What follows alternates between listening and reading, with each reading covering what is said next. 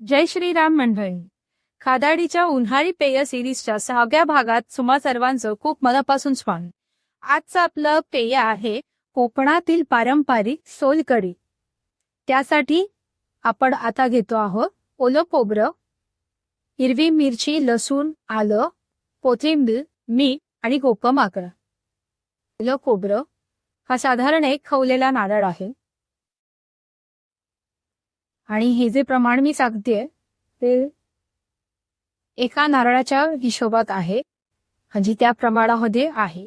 या आहेत 2 हिरव्या मिरच्या. आता कमी तिखट आहेत म्हणून मी 2 घेतल्यात आणि माझ्याकडे नारळाचं प्रमाण जास्त आहे म्हणून.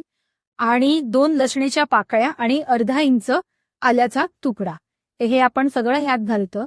आता ह्यात पाणी घालूया. साधारण एक ग्लासभर पाणी जाईल. तर हे आपण ह्याच्यात ओतून घेऊया सगळं वाचन.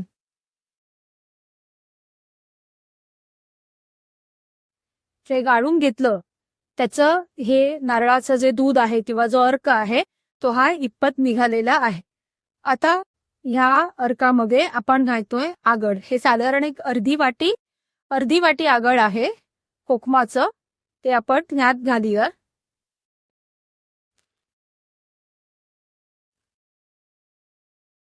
आणि आपण घालूयात आता चवीपुरता मीठ. आता हातानेच घालते अंदाज येईल म्हणून.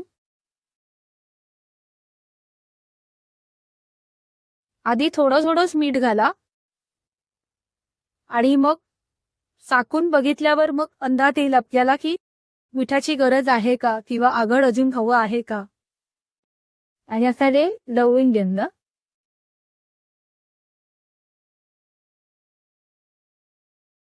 आता यात घालूया बारीक चिरलेली कोथिंबीर. थंडगार असं कोकणातील पारंपरिक सोलकढी.